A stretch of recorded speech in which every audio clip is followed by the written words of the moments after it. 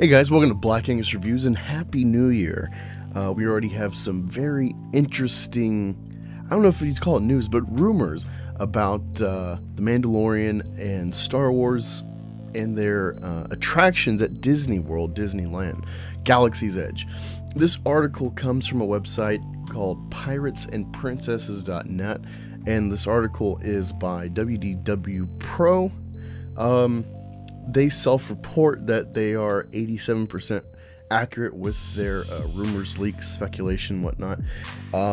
New website for me, so I'm going to view this like a we got this covered article, that it's just clickbait, until proven otherwise, so I can investigate or see a track record. And I suggest you do the same, but they definitely got an interesting article here, and I'll give my comments about what they're writing throughout, because there's a lot to go through before we even get to the meat of the article.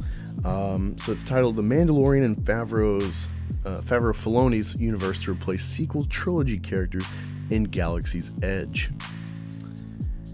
The info is coming out of Lucasfilm fast and furious, and particularly from the Kathleen Kennedy side of things. I'll be honest, I've got too many articles to write at the moment and too much stuff to corroborate to keep up.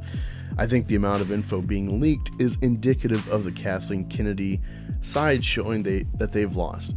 Clearly the schism has turned into something else entirely, where instead of there being two factions, there are the employees and loyalists at Lucasfilm that bought into Kathy's vision and have now lost completely the confidence of Disney. Essentially, Jon Favreau and Dave Filoni have formed a partnership which is buoyed by Bob Iger and ostensibly Bob Chapek. What they're doing is ingenious. They're building the Star Wars streaming and cinematic universe that follows the MCU blueprint. The difference is they're doing it with streaming services that give them significantly more screen time to tell stories. Their plan is to revere George Lucas, restore the original characters back to glory, and tell an engaging saga that crescendos with a battle against Thrawn, all while preparing to fix the problems of the sequel trilogy. Eventually, they like to do a trilogy that chronologically follows the sequel trilogy and features Grogu. I assume that means the next trilogy would be set many decades into the future in the franchise's fictional timeline. Yeah, I don't know about Grogu being a main character, especially what we've seen with Yoda and his backwards speak. That would get really, really annoying. I think there was those rumors floating around for years that Yoda was getting a movie, and we're all kind of like, I don't want to hear that shit for 2 hours. And so I think they threaded the needle perfectly with Grogu. New character, tell a new story, fit in the current Skywalker timeline, but not be saturated with a character that talks like that, because it's, again, annoying. But yeah, you could do it right, I guess. You know, anything's possible. And again, I don't know at all if we're going to end up with Thrawn, because you've had Emperor Palpatine resurface behind the figurehead puppet of Snoke. So Thrawn being the next guy, it seems underwhelming, but you never know how they adapt it. While that is going on, and that's where the budget is, Kathleen gets some side projects with small budgets to do whatever zany stuff she wants, but they have to be kept away from the Star Wars streaming and cinematic universe. They don't touch. She gets to do Ghostbusters 2016 projects, while Favreau and Filoni get MCU-sized projects and budgets that she can't meddle with. You see, Favreau and Filoni report directly to Iger. Kennedy gets no say on anything they're doing, even though she can provide notes. See, this is where I disagree. I don't, until I see actual proof or something, or a real, like, foot down from the top publicly that, like, yeah, this is how things are right now. I view it like this: Kathleen is the coach of the team. Even if play calling is being removed from her or something, like, she ultimately gets the win because her name's on the door as president of that section of Disney with Lucasfilm. And given her work previously, her name's executive producer. She's on the sets of Mandalorian and everything. So I don't buy this sentiment. I would like to believe it and think Disney is essentially just using her for a woman figurehead, letting her ride her time, as to not get ire for firing a woman in Hollywood of power, whatever. But she's got a great track record through her career. She has the money with Disney Star Wars, despite the downward trend and the lack of sales of merchandise, all the other things we've covered for multiple years. In the day, Mandalorian is a win for her, regardless of how involved she is. So until I see otherwise, I don't buy this, and I suggest you don't as well. Don't buy into the emotions you want to be true. Believe what you can see. Kennedy's Lucasfilm has done everything in its power to go a certain direction. Favreau and Filoni are going a different way. The different way is winning, and it's winning to such a degree that the diehards who can't adjust are out there making tons of noise while their ship sinks. Many of them don't realize their days are numbered. Wonder if Hidalgo realizes the future of Star Wars looks completely the opposite of what he wants. See, again, yeah, they're bringing in Hidalgo because of the Star Wars Theory issue this last week. But he was there for a long time with George Lucas in the prequel trilogy. I'm not sure if he was there before the prequels, but he's got a wealth of knowledge. He is a company guy. He could say he's an issue. I think he just goes whichever the wind blows with kind of general company direction. And you could argue that's self-preservation, you know, maybe not even be his real view of things. He definitely is an ass to the fans in various ways, various degrees of severity as well. But I don't know. There's kind of pointless to bring in Hidalgo because I think he's safe and he's got such a wealth of knowledge to help the story group. So that's the backdrop of the big story today. Remember, when Galaxy's Edge was open in attendance at Disneyland actually dropped. Don't think the Phoenicians think okay, that's a stupid joke in here. She's the one who convinced Iger to jettison the original plans that would have gone with a more unified Star Wars land that would have meshed together elements of the prequels, originals, and sequel trilogies. Well, guess what's happening at Hollywood Studios now in Galaxy's Edge? People don't want to see Rey. Rey who? They don't want to see Emo Ren that killed Han Solo. People want to see Mando.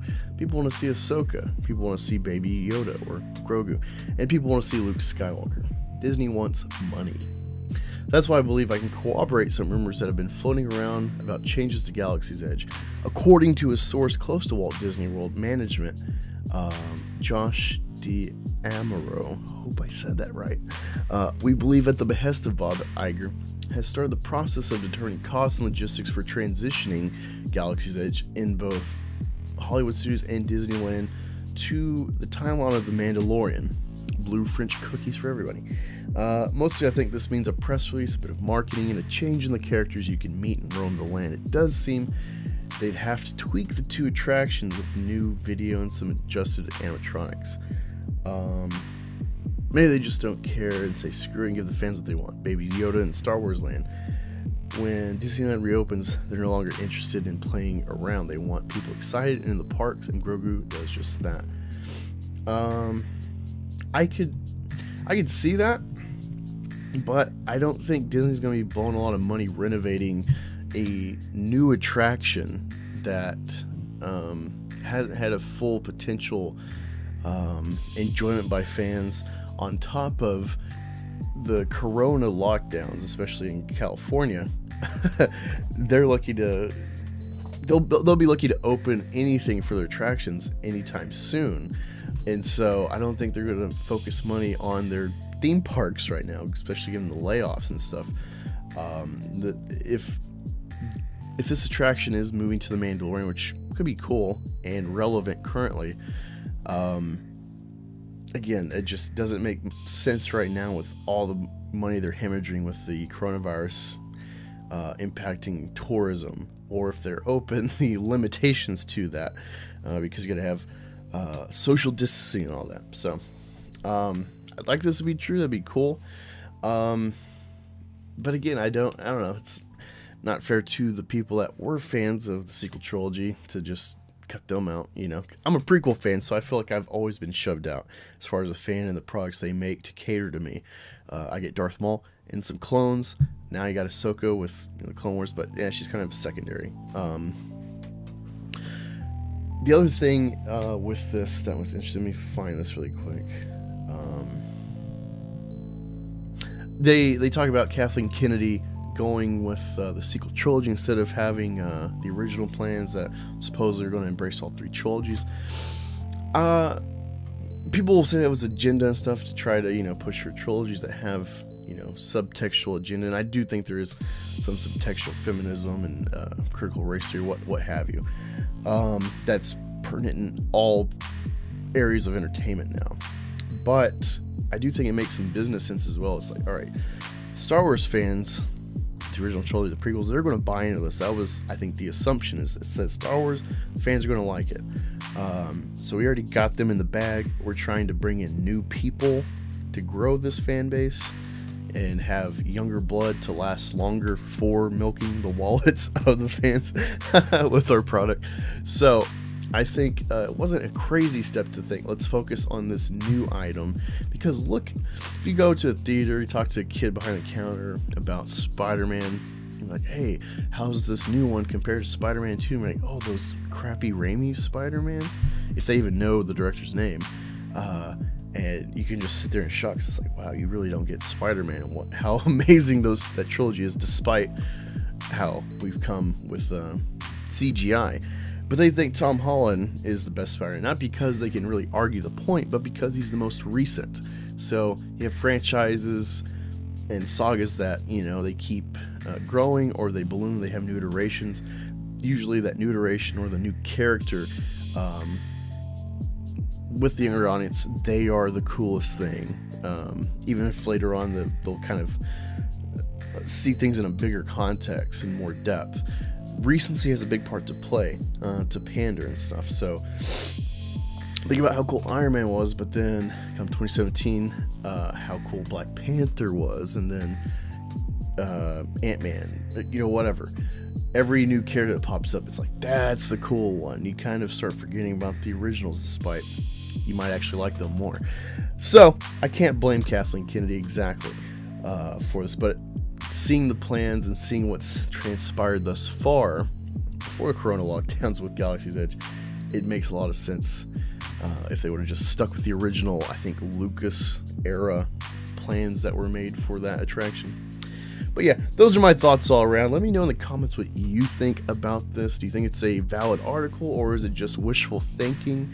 Do you think, like me, that the coronavirus is going to impact this idea even taking place, if it is, because of all the money got dumped into renovating an attraction that can't get occupancy or full occupancy if it is open? It just seems like a money pit at the moment that they shouldn't be focusing on. Along with focusing on the Mandalorian wouldn't make sense, because you got, I think, 11 other shows being made and a couple of movies. So, you know, it wouldn't be smart to jump on one area of that, despite its universe building, intertwining. But again, thank you for joining. Look forward to a couple comic book reviews today. I'll be reviewing issues 1 and 2 of Mirka Andolfo's Unsacred. It's kind of quirky sitcom setup, but sensual, and a lot of fun, a lot of personality.